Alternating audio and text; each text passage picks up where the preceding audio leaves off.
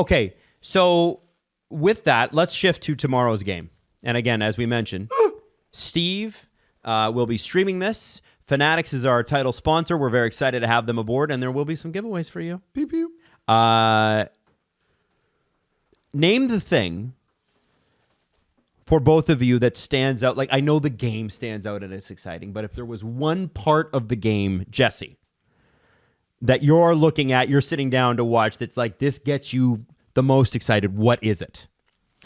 The part of Canada USA that gets me most excited. Yeah, in this matchup, right? Like, last time it was, there's the politics, and then we ended up with the 3 fights and whatever. What's the thing about this game, the theme that you're like, shit, I can't wait to see this unfold? I guess it'd be the high-end forward groups that are going head-to-head, because I think the coolest thing about the tournament is that nobody on the team should be on like a line lower than 2 on an NHL team. Yes. It's insane that the NHL has formatted this where we have 2 superstar all-star teams going head-to-head and playing competitively. The level of hockey we're seeing is better than NHL hockey, and I've been marveling. Even the Finland games, the Sweden games, like, you can't take away from what they have as well, but you especially see it in the Canada-USA games where everybody out there is a superstar and super talented, and that's my favorite part of watching these 7 games. It's been so quick. Tomorrow's going to feature 12 top pair defenders. Yeah, exactly. Yeah. And that's, I think, is the most special thing is the level of hockey is something that's better than everything we watch from October through the Stanley Cup playoffs, because even the 2 teams in the Stanley Cup playoffs aren't peak teams. The hockey's not as good as this, there's right? salary caps in place when you're building these teams. There's so many players and there's so many teams. Here it's 4 teams and you get all of the best players, and that's been the coolest thing for me. Let me give you a hockey answer and then give you the real one. Give it.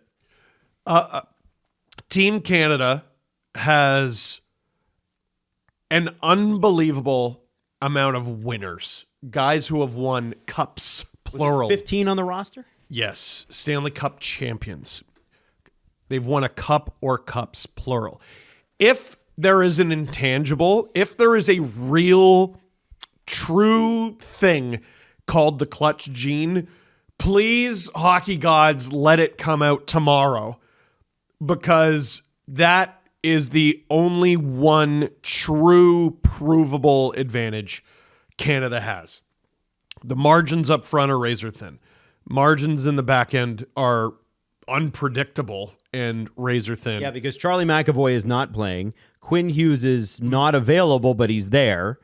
There's so many questions. Apparently, he was getting on a plane last night after Canucks practice, so he will be in the city. But Sanderson will play because there haven't been 2. Canada had 2 injuries, which is why Harley was allowed. Yeah, so he's not gonna play.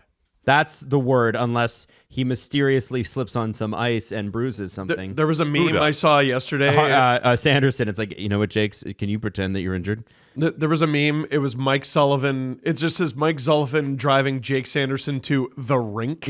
And it's Silvio Dante driving Carmela into the woods in The Sopranos. Right. Terrible. But, who knows who's even going to play? The margins are so razor thin. The goaltending is obviously a huge question mark, and that is an obvious advantage that the United States have. So if there is an advantage that Canada has, it's all the guys who have been to the mountaintop and want to get back there again. That's what I'm looking for. Guys playing their best hockey game because that's how they're programmed. They're programmed for moments like these. The real answer, I think Canadians need to embrace that deep down, probably not even deep down, probably right there on the surface, you've never wanted your hockey team to win a game more than this one. Ever.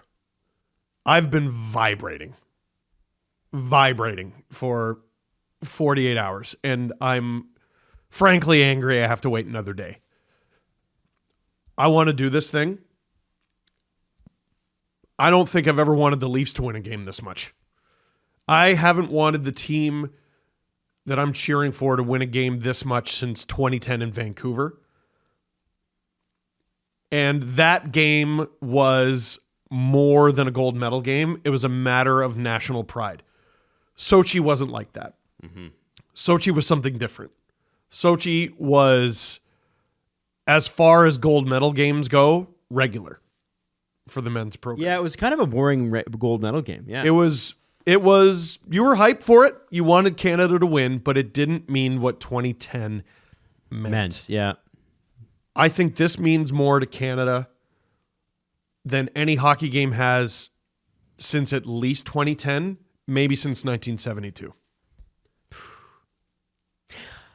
I don't think you can put it ahead of 2010. Oh, I don't know. Yeah, because the Olympics. It is the Olympics. Yeah, one of them is the Olympics. Yeah, but in 2010, we were in a very different climate than we are right now. Yes. That is part of it. And I know no one wants me to talk about it, but what are we all just going to stick our heads in the sand and pretend none of this is happening? Yeah. Yeah, but I think it's a little prisoner of the moment-ish to say that it means more than the Olympics. Yeah, well. Crosby scoring the golden goal. Well, I'm in. Look who you're asking. Me, in this moment. Ask me later if you want my later answer. Here's my now answer. I want them to win this fucking game. Like if Crosby scores an OT winner tomorrow, we're not putting it ahead of his golden goal. If Crosby scores the OT winner tomorrow, I'm going to talk an unfathomable amount of shit. Oh, yeah. It'd be so cool.